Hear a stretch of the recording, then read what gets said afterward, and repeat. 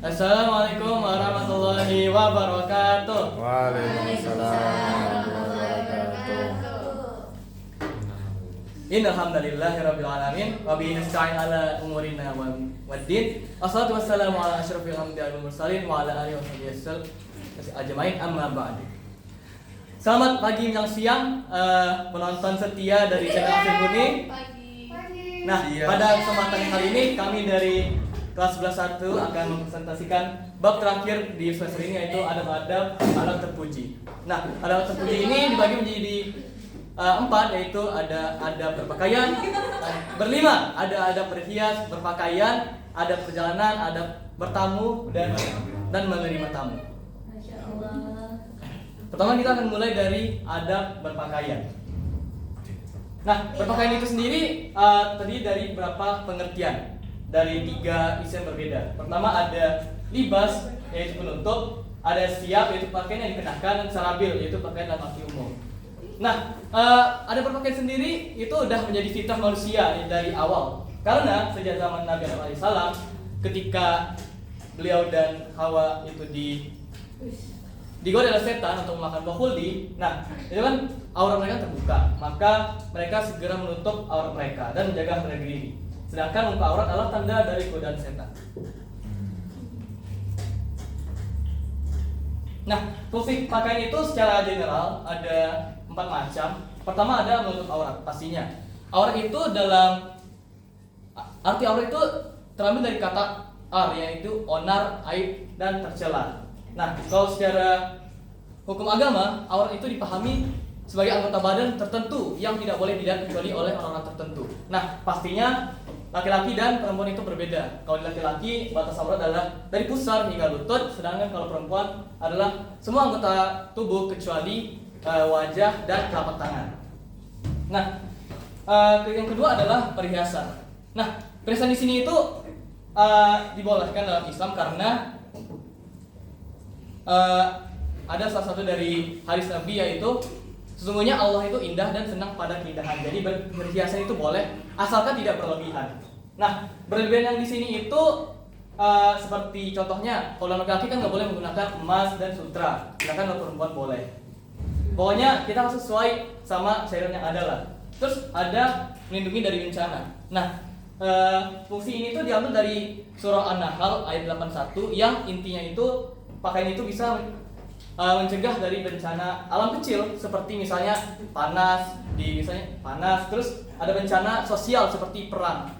Kalau perang kan kita biasanya menggunakan baju biasanya kan kita menggunakan baju yang misalnya terbuat dari besi kalau zaman dulu. Nah, terus ada bencana misal dari virus yang menyebar. Nah, itu kan kalau misalnya orang pada pakai hazmat suit. Nah, itu salah satu bentuk dari bencana. Ada yang hafal surat An-Nahl 81 enggak?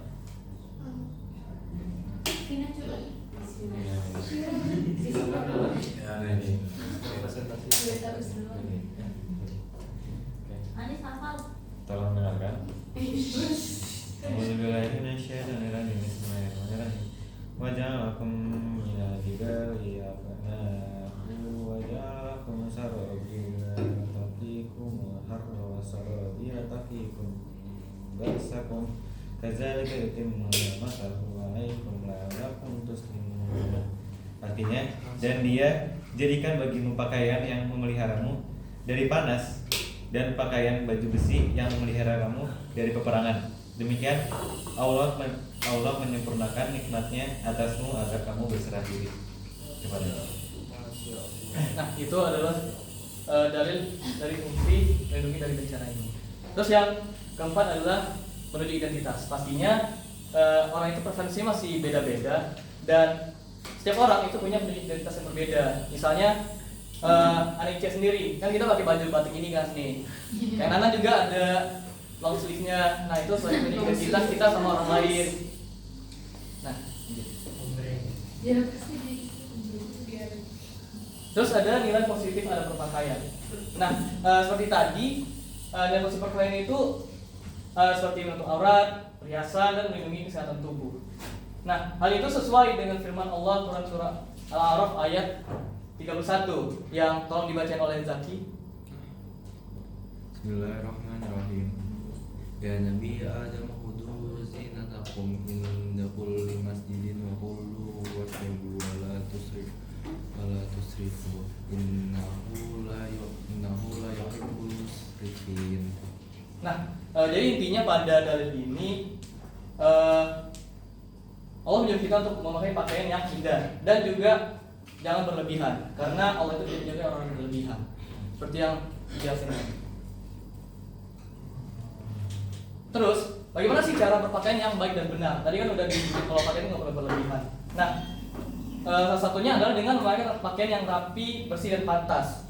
Nah, pantas ini tuh kondisinya adalah sesuai dengan keadaan yang ada. Misalnya kalau dalam konversi pers kayak resmi dalam negara itu, pastinya kita menggunakan pakaian yang formal kan. Nah, itu kalau di sekolah kita pakai baju yang rapi, pakai seragam. Nah, intinya pantas itu sesuai sama kondisi masing-masing. Terus yang kedua, jangan menggunakan pakaian yang ketat dan syarat. Nah, hal ini tuh berlaku bagi kedua kelamin mau laki-laki atau perempuan karena kalau ketat dan syarat itu kan dapat menimbulkan lekuk tubuh kan yang sangat dilarang oleh dalam Islam karena dapat menimbulkan fitnah dan juga godaan bagi orang lain. Nah, terus yang ketiga adalah bagi laki-laki tidak menyerupai pakaian perempuan dan sebaliknya. Nah, hal itu tuh pasti dilarang oleh Islam karena ya masa kita udah maco udah sigma gini masa pakainya gak perempuan kan nggak pantas gitu kan. Siap. Terus keempat tuh pastinya menghindari kesombongan karena pakaian itu kita hanya dasar untuk menutup aurat dan ya kayak tadi lah dalam Al-Quran. Nah, terus kita lanjut ke adab dari berhias yang dijelasin oleh King Ziga. Nah, kan sebelumnya adab berhias ini sudah dijelaskan, sudah sedikit disinggung oleh Arsyad. Nah, sekarang kita akan memperjelaskan apa itu adab berhias.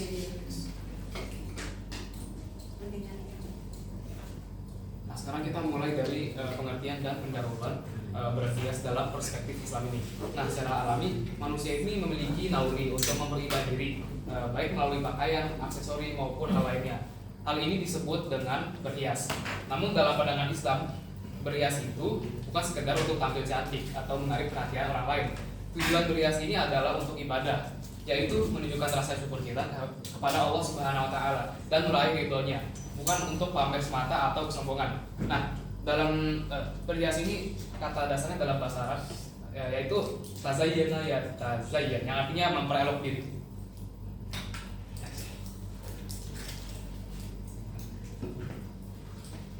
Kemudian adapun dalil-dalil terkait tentang adab berpakaian ini.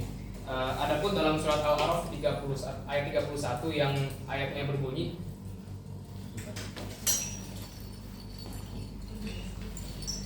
A'udzubillahi minasyaitonirrajim. Ya bani Adam khudhu zinatakum inda kulli masjidin wa kulu washrabu wa la tusrifu innahu la yuhibbul musrifin. Yang artinya, hai anak Adam, pakailah pakaianmu yang indah di setiap masjid dan jangan berlebih-lebihkan.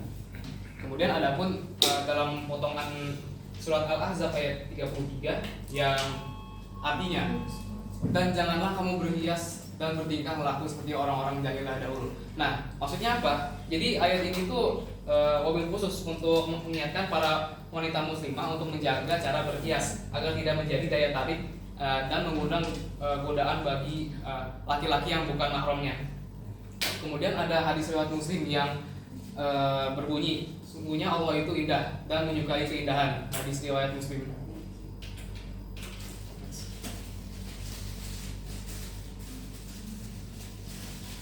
Nah, adapun di sini ketentuan dari berhias.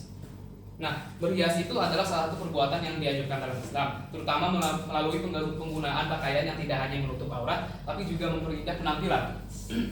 Di masyarakat peradaban maju, berhias juga mencakup penggunaan alat tambahan seperti make up, parfum, sabun pencuci rambut, dan aksesoris seperti gelang dan lain-lainnya. Islam tidak membatasi berhias hanya pada pakaian, melainkan mencakup seluruh perangkat yang biasa digunakan untuk mempercantik diri. Namun tetap aja ada batasannya juga yang harus dipatuhi. Contohnya, emas dan sutra asli itu diharamkan bagi perempuan, tapi diharamkan bagi laki-laki.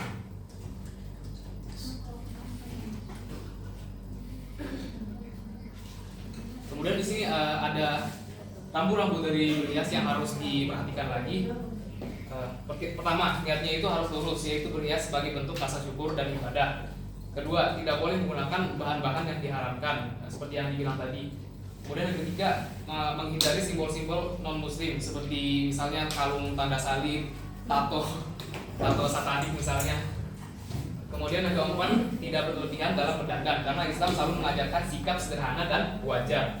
Kemudian yang kelima, jangan meniru cara berhias orang jahiliyah yang biasanya bertujuan menarik perhatian lawan jenis. Dan terakhir, sesuaikan dengan kelaziman dan kepatuhan.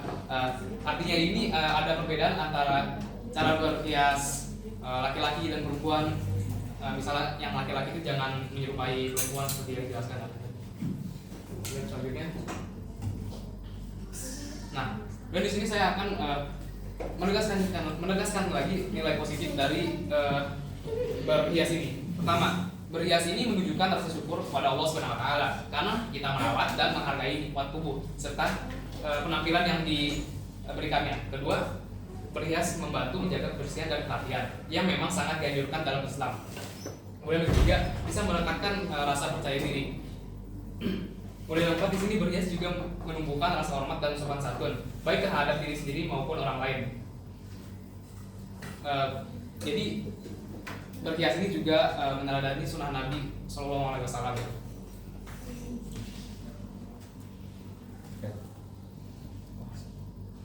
Kemudian kita berlanjut ke adab yang ketiga, yaitu adab bertamu, guys.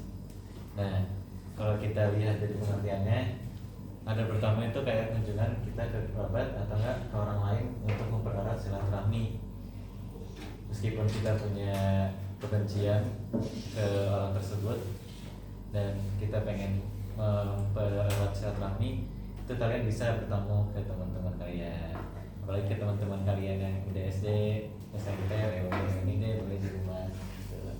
Nah, kita membahas tata krama saat bertamu dan juga adab-adabnya apa aja sih yang perlu diperhatikan.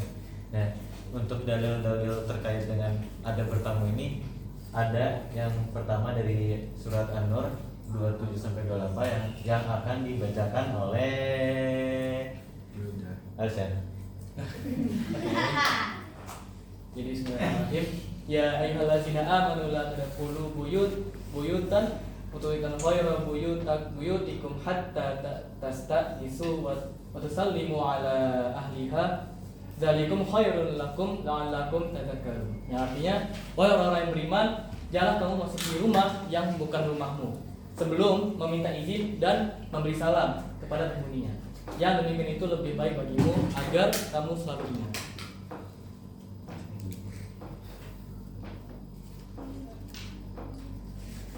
Di sini ada lanjutannya. Fa'ilam tajidu fiha ahadan fala tadkhuluha hatta yu'zana lakum. Wa yakil lakum rji'u farji'u huwa azka lakum wallahu bima ta'maluna alim. Dan jika kamu tidak menemui seseorang pun di dalamnya, maka janganlah kamu masuk sebelum mendapatkan izin.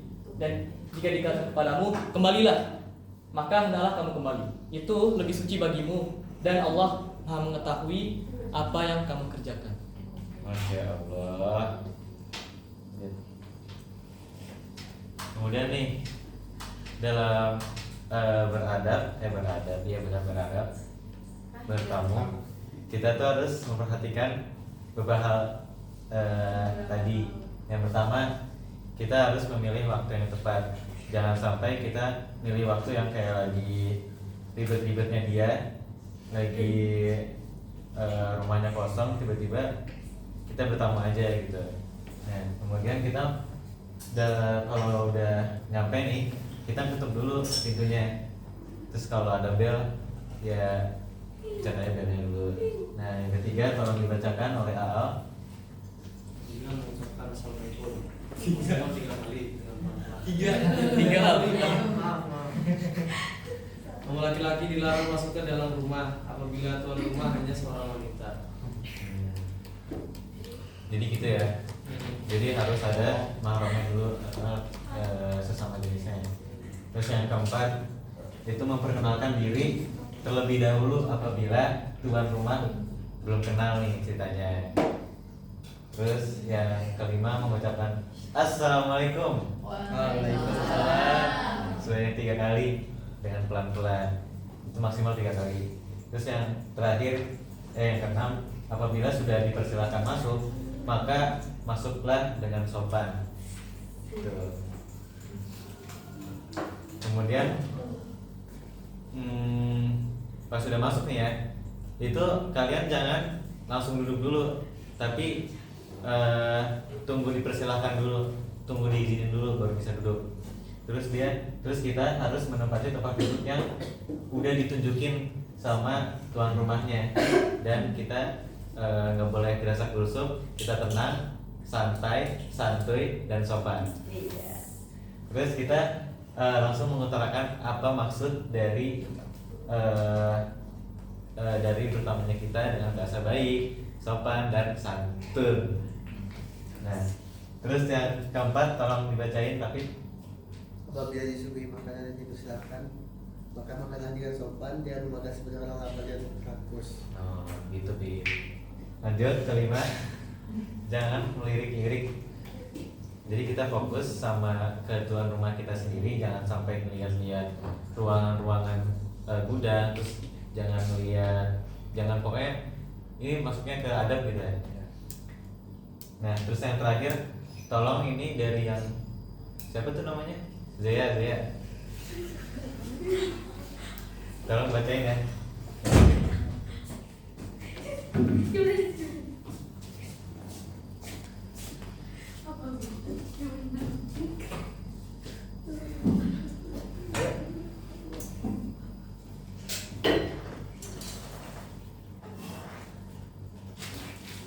Juga dia yang mau siapa?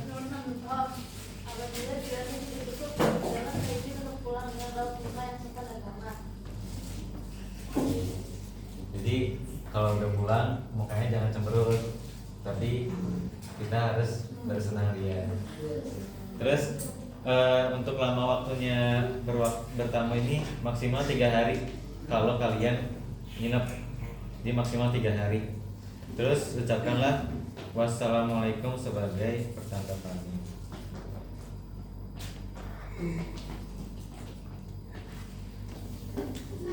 Nah, jadi tadi kan kita udah tahu bagaimana cara bertamu yang benar. Nah, kita lanjut ke pandangan kita kalau kita yang menerima tamu tersebut. Nah, seperti tadi awalnya kan tamu tuh udah izin nih ke kita buat berkunjung. Nah, kita sebagai tuan rumah sebaiknya terus menyiapkan tempat yang layak nih agar kayak Nanan tadi tamu itu bisa santuy, sopan, bisa cihuy. Nah, gitu.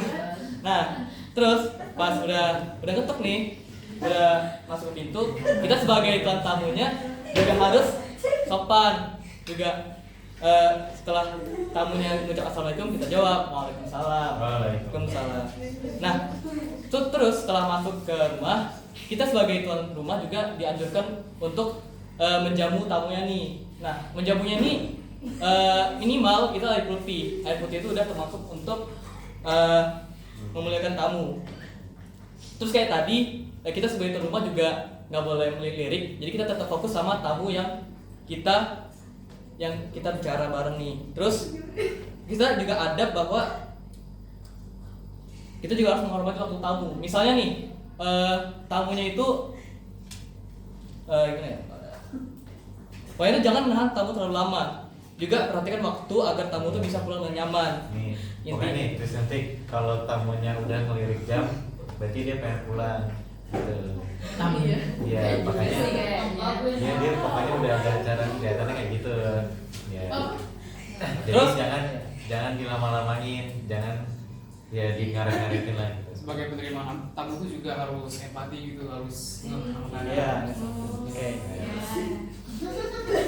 Terus setelah pulang kita juga adabnya nih kita harus mengantarin tamunya sampai ke keluar pintu dan juga mendoakan tamu kita yang baik, kayak semoga tamu yang berkunjung tadi dapat perjalanan yang lancar, nyaman, dan sampai tujuan. Amin.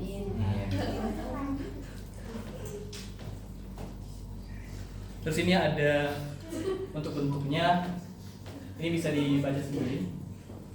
Kalau mau dibacain boleh Rafif. Jangan. Pokoknya intinya itu kayak yang bilang tadi, jamu tamu itu adalah 3 hari untuk menginap, dan juga ada hadiah atau perjalanan untuk sehari semalam.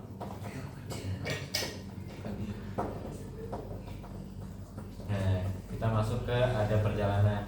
Jadi kalian dalam jalan-jalan pun harus ada adabnya juga nih. Nah, kita lihat dari pengertiannya dulu. Jadi ada perjalanan itu kebiasaan untuk mengadakan suatu perjalanan. Udah. Nah, kalau dalam bahasa Arabnya kita bisa lihat atau kita bisa temukan di rihlah atau safar. Ya biasanya kalau di sekolah-sekolah itu namanya rihlah. Di pondok gue ya. Terus nah, kemudian ada nih adab-adab sebelum kita berangkat atau memasuki atau mau berangkat dulu nih. Nah, sebelum berangkat kita membaca suatu kalimat yang ini bertujuan untuk memberikan keselamatan, memohon keselamatan agar kita sampai ke tujuan dengan lancar dan aman jaya. Nah, ayo kita ucapkan bareng-bareng ya. Ya, bismillahirrahmanirrahim. Allahi la haula wala quwwata illa billah. Artinya dengan nama Allah aku bertawakal kepadanya, tiada daya dan kekuatan melainkan dengan pertolongan Allah. Kemudian ketika di perjalanan maka segera membaca doa sebagai berikut. Ayo, wanit isnaini salasa. Subhanalladzi sakhkhara lana hadza wa ma kunna lahu muqrinina wa inna ila rabbina lamunqalibun. Allahumma inna nas'aluka fi safarina hadzal birra wat taqwa wa minal amali ma taqwa.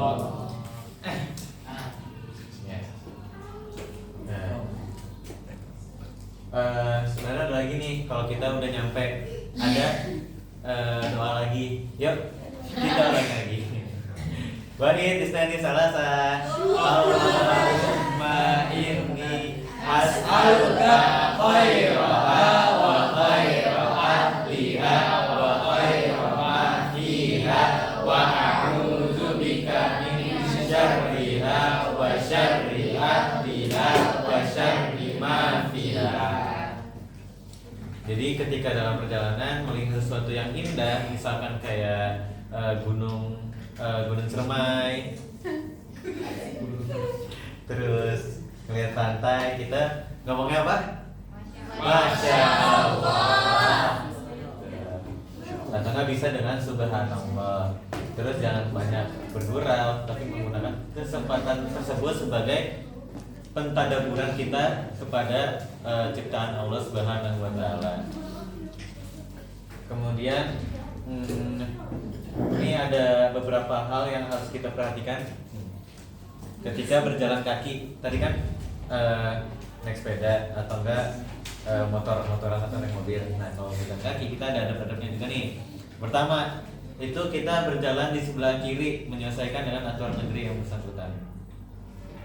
Ya, jadi kalau jalan tuh dia mengikuti arus dari kendaraan, jangan kayak berlawanan gitu. Nah, terus yang kedua, jangan berkejar-kejaran di jalan, berteriak atau sejenisnya, karena itu membuat keramaian atau kayak gak enak dipandang juga, dan ini masuknya kayak etika. Terus yang ketiga, apabila berjalan kelompok, jangan mengganggu atau menghalangi pengguna jalan yang lain. Tuh. Jika menemukan benda-benda berbahaya seperti apa sih? Paku, Kaca, jalan dikutip aja. Iya, dikutip. Iya, diambil atau dibuang ke tempat yang seharusnya. Iya, benar. Terus jika ada trotoar, maka berjalanlah di trotoar, jangan di jalan yang gak ada trotoar. Terus yang terakhir, jika hendak menyeberang jalan, hendaklah menyeberang di tempat-tempat penyeberangan seperti zebra cross dan jembatan penyeberangan, flyover. Nah, ketika kita udah pulang nih, setelah kita jalan-jalan atau rihlah atau safar, kita ucapkan syukur atas keselamatan yang telah diberi dan segera mengucapkan hamdalah, sujud syukur kalau bisa. Ya, kemudian kalau kita lihat dari apa sih nilai-nilai positif yang kita ambil dari adab-adab perjalanan ini, Imam Ghazali, Sayyidina Imam Al-Ghazali berkata, bersabarlah karena dalam sabar itu sesungguhnya memiliki keuntungan. Dan emang apa sih keuntungannya? Nah, ini dia. Yang pertama, sabar dapat menghibur diri dari kesedihan. Misalkan kalian lagi sedih, sumatifnya nilainya anjlok, terus besok ada formatif tapi nggak belajar. Nah, kalian bisa regul. Sabar ini kalau kita lihat di regul tuh konteksnya regul bisa atau nggak ingus gitu. Nah, kedua, sabar ini menjadi sarana bagi orang untuk mencari hasil usaha. Terus yang ketiga, sabar dapat mengantarkan seseorang untuk memperoleh tambahan pengalaman dan ilmu pengetahuan, seperti yang dilakukan oleh Yusuf, teman kita Yusuf ke Bandung itu melakukan perjalanan untuk studi terkait Bandung itulah. Nah, terus dengan sabar maka seseorang akan lebih banyak mengenal adab kesopanan yang dimiliki oleh masyarakat yang dikunjunginya. Jadi banyak-banyaklah bersabar biar kalian gak jadi orang molek. Dan terakhir, perjalanan akan dapat menambah wawasan dan bahkan dapat teman yang baik dan mulia. Syukran. Mungkin dari sini ada pertanyaan. Ya, kira-kira